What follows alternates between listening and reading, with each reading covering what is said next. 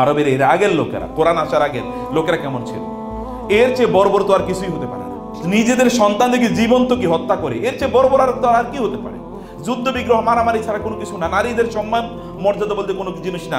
বাজারে কৃতদাসগুলো বিক্রি হতো গরু ছাগলের মতো, এবং কৃতদাসদেরকে রাসূল ইসলামের প্রতি ঈমান আনয়নের কারণে, ইসলামের প্রতি ঈমান আনয়নের কারণে বেলাল রাদিয়াল্লাহু তাআলা কিভাবে অত্যাচার করা হয়েছে, সুমাইয়া রাদিয়াল্লাহু তাআলাকে কিভাবে হত্যা করা হয়েছে, একটু ইতিহাস জানেন। ইয়াসারকে কিভাবে হত্যা করা হয়েছে, ইতিহাসগুলো দেখেন। The owner of their lives and their death were at the hands of their masters. That was the philosophy in the society. কিন্তু এই সমাজের এই লোকগুলোই কেবল কোরআনের ছায়াতলে আসার পর কি হয়েছে বলেন তো? সমগ্র পৃথিবীর একচ্ছত্র অধিপতি তারা হয়ে গিয়েছেন, সমগ্র পৃথিবী। ওমর রাদিয়াল্লাহু তাআলার যুগে প্রায় 36টি তৎকালীন শ্রেষ্ঠতম শহর এবং নগর বিজয় হয়েছে। ওমর রাদিয়াল্লাহু তাআলার 10 বছরের শাসনামলে 14,000 মসজিদ তিনি নির্মাণ করেছেন সারা পৃথিবীতে। রাসূল ইসলামের ইন্তেকালের 50 বছরের মাথায় সমগ্র পৃথিবীর অধিকাংশ অঞ্চল মুসলমানদের অধীনে চলে যায়। কোথায় পাবেন নাফে, কোথায় পাবেন মুসলিম, তারা যেভাবে ইসলামের মিশন একজন পূর্বে আর একজন পশ্চিমে নিয়ে গিয়েছিলেন, যদি তাদেরকে ওইখান থেকে উইথড্র না করা হতো তাইলে এই গোটা পৃথিবীর এমন কোনো অঞ্চল থাকতো না যেখানে মুসলমানরা বাংলাদেশের মতো মেজরিটি না হতো। কিন্তু তাদেরকে উইথড্র করা হয়েছে, এটা ইতিহাসের অংশ।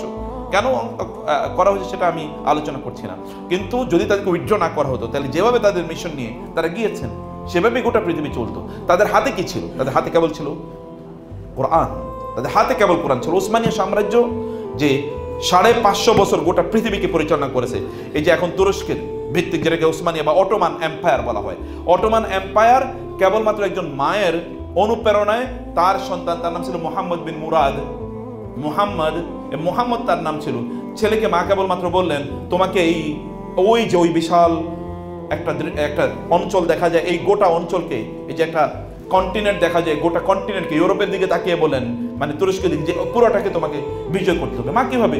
ছোট বাচ্চা, 10-11 বছরের বাচ্চা, বলো বিল কোরআন ওয়াস সুলতান। কিসের মাধ্যমে? কোরআনের মাধ্যমে। তোমার এক হাতে থাকবে কোরআন আর এক হাতে থাকবে তোমার তলোয়ার, এটা দিয়ে তুমি করবা। এবং সত্যি এই সন্তানটি কোরআনের মাধ্যমে এমন এক সাম্রাজ্য তৈরি করলেন যেই সাম্রাজ্য দ্বিতীয় বিশ্বযুদ্ধ পর্যন্ত এই পৃথিবীর অন্যতম প্রধান পরাশক্তি। ইউরোপের আগমনের পূর্বে, ইন্ডাস্ট্রিয়ালাইজেশনের পূর্বে অথবা ওদের রেনেসার পূর্বে পৃথিবীর একমাত্র পরাশক্তি হচ্ছে এই অটোমান এম্পায়ার। এমন কোনো দেশ নেই। যে আমাদের দেশেও দেখেন, এই যে 1900 এমনকি 21-22-এও আমাদের এই দেশে একটাই স্লোগান, হিন্দু এবং মুসলমানরা সবাই মিলে বলছে কি চাই? খেলাফত, খেলাফত, খেলাফত চাই। খেলাফতের আন্দোলন, খেলাফত আন্দোলন আপনারা দেখবেন এর উপর বই আছে। খেলাফত আন্দোলন যেটা হয়েছে, এই খেলাফত মানে হচ্ছে আমরা তুরস্কের খেলাফত চাই, আমরা ব্রিটিশদের অধীনে থাকতে চাই না, আমরা তুরস্কদের অধীনে থাকতে চাই, এটা কিন্তু এখানকার হিন্দুরা পর্যন্ত দাবি করেছে ওই সময়। এটা কিসের উপর ভিত্তি করে? ওই যে কোরআন আপনাদের এবং আপনাদের সন্তানদের হাতে থাকুক। সন্তানদেরকে হাফেজ বানাতে হলে মায়েদেরকে এবং বাবাদেরকে খুবই সতর্ক থাকতে হবে। ফজরের আগে ঘুম থেকে উঠেন, আল্লাহকে বলেন, আল্লাহ তুমি আমার সন্তানটাকে কোরআন হাফেজ বানাও। কিয়ামতের দিন আপনাদেরকে এমন আলখাল্লা, মানে এমন এই যে গাউন পরিয়ে দেওয়া হবে, যেই এক একটা বাবা এবং মায়েদের এমন গাউন পরিয়ে দেওয়া হবে যেই গাউনের মূল্য এই গোটা পৃথিবীর সকল সম্পদ বিক্রি করলে হবে না। এরকম গাউন কি এমনি পাওয়া যায়?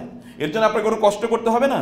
10 টাকা ইনকাম করার জন্য দৌড়ানো লাগে। আর একটা গাউন, এটা বিলিয়ন না trillion trillion trillion trillion dollar বিক্রি করলেও একটা গাউন কেনা যাবে না। ওই রকম গাউন এমনি আপনি পেয়ে যাবেন, তার জন্য চেষ্টা করতে হবে না, কষ্ট করতে হবে। আর্লি ঘুম থেকে উঠেন, ফজর আগে ঘুম থেকে উঠেন, ওরা কোরআন তেলাওয়াত করুক আর্লি ইন দ্য মর্নিং, এই কাজটা আপনার করেন।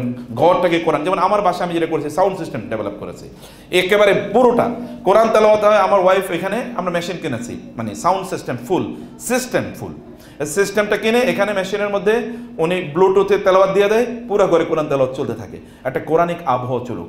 আপনার এটা না, সমস্যা কি? ডাইনিং টেবিলে মধ্যখানে যেখানে ইউটিউব থেকে সবচেয়ে সুন্দর তেলাওয়াতটা মোবাইলে জোরে চালিয়ে দেবেন, অথবা একটা আলাদা সাউন্ড বক্স কেনেন, এই সাউন্ড বক্সের চলুক সারা ঘরে কোরআন আওয়াজ ছড়িয়ে পড়ুক, ওদের মধ্যে কোরআনের ভালোবাসার ওদের মধ্যে তৈরি হয়ে যাক, ওরা যেন কোরআন ভালোবাসে। বই কেনেন কোরআন, ওদের জন্য কর্নারকে করে রাখেন, ওই কর্নারে ওরা কোরআন, ওদেরকে নিয়ে বাজারে যান, বুক স্টলে কোরআনে কি বই ওদের পছন্দ হয়, ওরাও এগুলো পড়ুক, ওরাও এগুলো জানুক। কোরআন যেন আমাদের গোটা জীবনকে জুড়ে রাখে, কোরআন যেন আমাদের গোটা জীবনকে আলোকিত করে। আল্লাহ সুবহানাহু ওয়া তাআলা সেভাবে এই আয়োজনটাকে কবুল করে নিন। আমি কেবল আপনাদেরকে ইন্সপায়ার করলাম, কারণ যদি আপনার কোরআনকে ভালোবাসেন, your children are bound to love the কোরআন।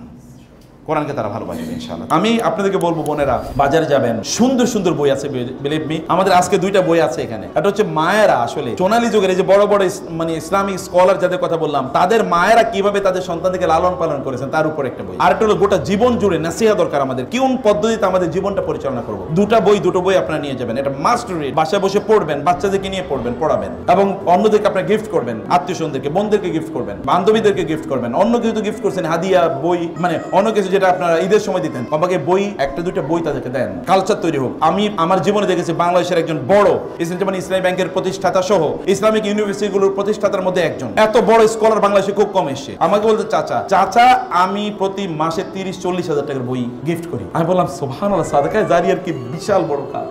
বান্ধবীদেরকে বই গিফট করেন, তাদেরকে বলেন কিভাবে তারা ভালো মানুষ হবে, তারা ভালো মানুষ কিভাবে বানাবে, এটা তাদের মধ্যে তৈরি করা, ওদের মধ্যে সেলফ এস্টিম তৈরি করা, বাচ্চাদের মধ্যে সেলফ এস্টিম।